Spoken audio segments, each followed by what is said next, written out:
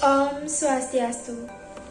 Pertama-tama, saya mengucapkan puji syukur kehadirat Tuhan Yang Maha Esa, karena atas berkat-Nya kita dapat menyelesaikan tugas ulangan akhir semester pada mata kuliah algoritma dan pemrograman. Dan tidak lupa juga kami mengucapkan terima kasih kepada dosen yang mengajar mata kuliah algoritma dan pemrograman, yaitu Ibu Igusti Ayu Agundiatri Indradewi, yang sudah memberikan kita materi serta pembahasan yang memudahkan kita untuk menyelesaikan tugas ulangan akhir semester ini. Jadi, pada kesempatan kali ini, saya dan tim saya akan menyampaikan presentasi mengenai soal yang sudah diberikan oleh dosen. Di sana, kita disuruh untuk membuat 2 program serta membuat 2 flowchart. Tetapi sebelum itu, saya ingin memperkenalkan kelompok saya terlebih dahulu.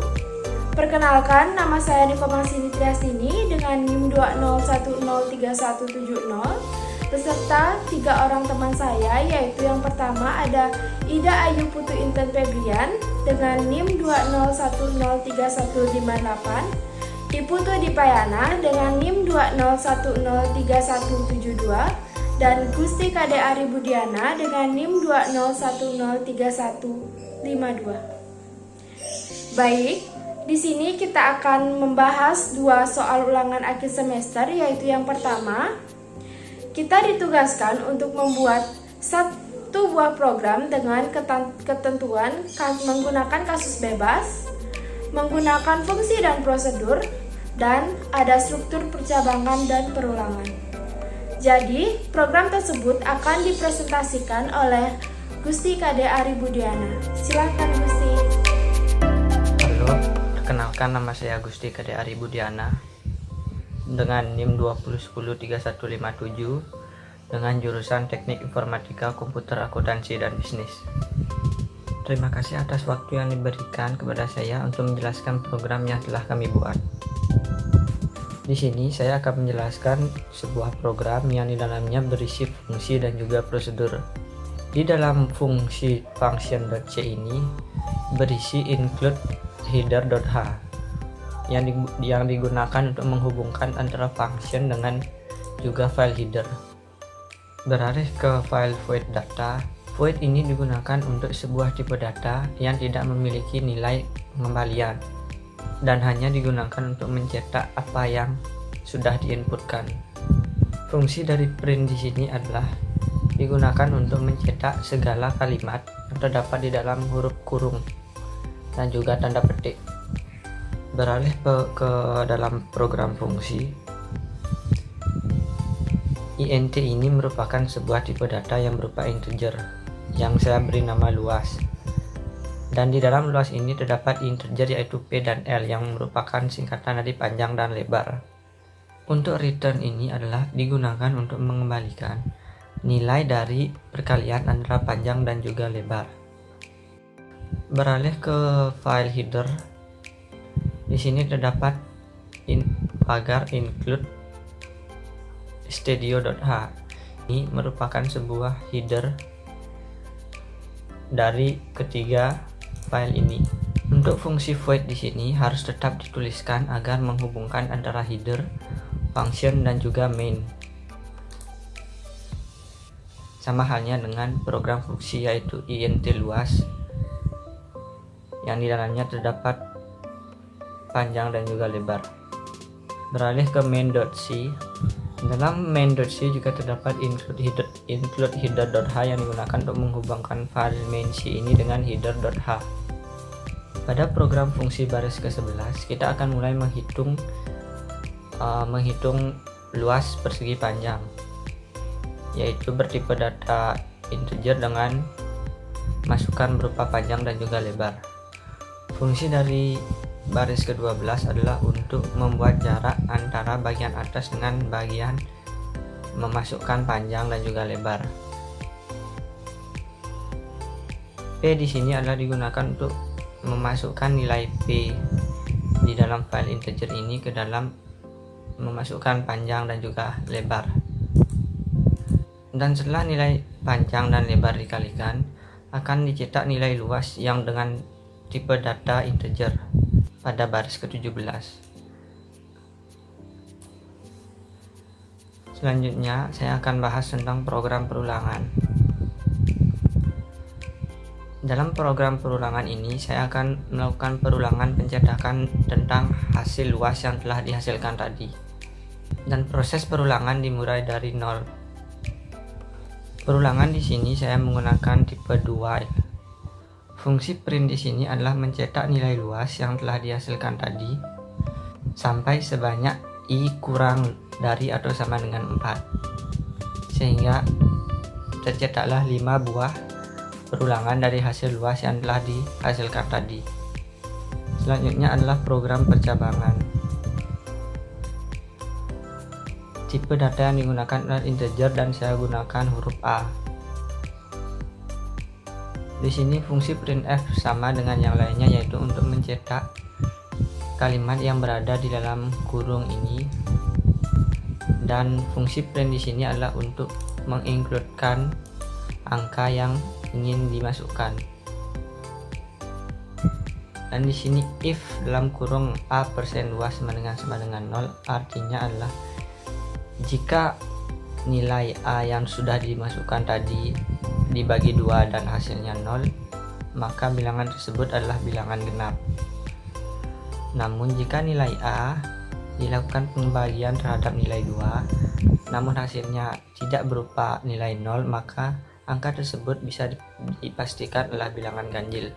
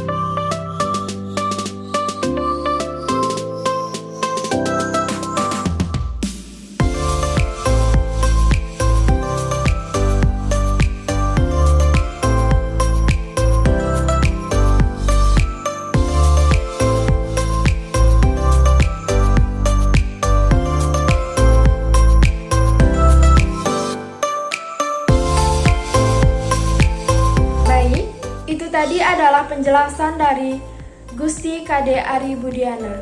Selanjutnya, flowchart dari program tersebut akan dijelaskan oleh Ibu Tudi Payana. Silakan Dipayana. Perkenalkan, nama saya Ibu Tudi Payana, NIM 20103172. Baik, di sini saya akan mempresentasikan flowchart nomor 2. Yang pertama ada start dengan simbol persegi panjang dengan sudut tumpul yang digunakan untuk memulai. Dilanjutkan ke input dengan simbol jajar genjang yang berisi NIM, nama, nilai kuis, nilai UTS, dan nilai UAS. Setelah itu dilanjutkan ke proses dengan simbol persegi panjang yang berisi nilai akhir sama dengan 0,10 dikali nilai kuis ditambah 0,35 dikali nilai UTS ditambah 0,55 dikali nilai UAS. Selanjutnya dilanjutkan ke output dengan simbol jajar genjang yang berisi NIM, nama, nilai kuis, nilai UTS, nilai UAS, nilai akhir. Dilanjutkan yang terakhir selesai dengan simbol persegi panjang dengan sudut tumpul.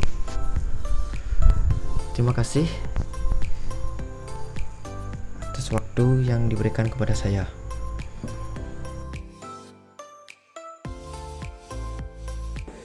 Baik, itu tadi penjelasan dari Ibu Tudi Payana. Selanjutnya, kita akan membahas soal nomor 2, yaitu kita diperintahkan untuk membuat satu buah program menghitung nilai mahasiswa menggunakan record atau struct. Dengan ketentuan, user menginput NIM, nama, nilai kuis, nilai UTS, dan nilai UAS. Dan ketentuan yang kedua adalah hasil atau output yang diinginkan adalah NIM, nama, nilai kuis, nilai UTS, nilai UAS, dan nilai akhir. Dan ketentuan yang ketiga adalah nilai akhir sama dengan 10% nilai kuis ditambah 30% nilai UTS ditambah 55% nilai UAS. Program tersebut akan dijelaskan kembali oleh Gusti Kade Ari Budiana. Silahkan Gusti. Di sini saya akan menjelaskan sebuah program C yang di dalamnya menggunakan sebuah record. Pada baris pertama sampai dengan baris ketiga, itu merupakan header dari program record ini. Ada beberapa tipe data yang digunakan dalam program record ini, yaitu integer dan char. Integer di sini digunakan untuk NIM, nilai kuis, nilai UTS, nilai UAS, dan juga nilai akhir. Fungsi dari printf pada baris ke-16 adalah untuk mencetak segala kalimat yang terdapat di dalam kurung. Sama dengan halnya pada baris ke-18 sampai ke-22. Pada NIM dan juga nama menggunakan %s. Dan segala inputan yang dimasukkan ke dalam NIM dan nama akan dimasukkan ke record mahasiswa NIM dan juga record mahasiswa nama. Sedangkan untuk nilai kuis, nilai UTS, dan nilai UAS menggunakan %i yang nanti akan dimasukkan ke dalam record mahasiswa nilai kuis, nilai UTS, dan juga nilai UAS. Selanjutnya pada baris ke-26 sampai ke-30 digunakan untuk mengeluarkan nilai yang telah dimasukkan pada baris ke-18 sampai 22. Dan pada baris ke-32 untuk menentukan nilai akhir digunakan tipe data yang berupa integer. Yang nilai akhir itu didapat dari 10% dari nilai kuis, 35% dari nilai UTS, dan 55% dari nilai UAS. Dan ketiga nilai tersebut ditambahkan dan terciptalah nilai akhir. Fungsi dari baris ke-33 adalah untuk mencetak nilai akhir yang berupa data integer. Kita coba programnya. Execute, compile and run. Kita masukkan NIM 10.057, nama, nilai kuis 70, tes 86, nilai UAS 90. Maka akan secara otomatis terbentuk nilai akhir. Baik, itu tadi adalah penjelasan dari Gusti. Selanjutnya, flowchart dari program tersebut akan dijelaskan oleh Ida Ayu Putu Intan Febrian. Silahkan Dayu. Terima kasih atas waktu yang telah diberikan kepada saya. Di sini saya akan mempresentasikan mengenai flowchart dari soal nomor 1. Di sini ada 3 flowchart yang akan saya jelaskan. Sebelumnya, saya akan menjelaskan arti dari simbol-simbol pada flowchart. Yang pertama ada terminator atau start, berfungsi sebagai awal dan akhiran sebuah flowchart. Yang kedua ada jajar genjang. Ini berfungsi sebagai data input dan data output. Lalu ada persegi panjang. Ini menunjukkan suatu proses yang dijalankan suatu program. Lalu ada simbol belah ketupat. Simbol belah ketupat ditunjukkan untuk mengambil keputusan terhadap suatu kondisi. Itu dia arti dari simbol-simbol pada flowchart. Selanjutnya saya akan menjelaskan flowchart nomor 1 yang berada pada sebelah kiri saya. Dimulai dari start,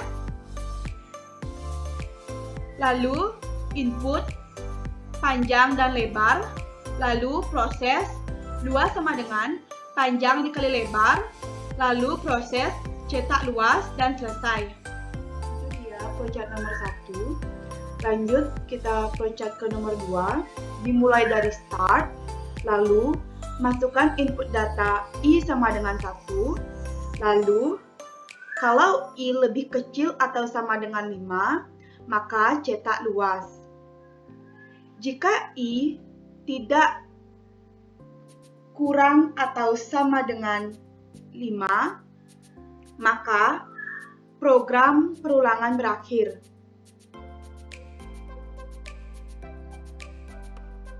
Itu dia tadi flowchart yang kedua. Sekarang flowchart yang terakhir, yang nomor 3. Diawali dengan start, lalu input data bilangan, lalu bilangan dibagi 2 sama dengan 0. Jika keputusannya tidak, maka bilangan ganjil dan selesai. Jika keputusannya iya, maka bilangan genap dan selesai. Sekian presentasi dari saya. Mohon maaf apabila ada kesalahan kata. Terima kasih atas waktunya.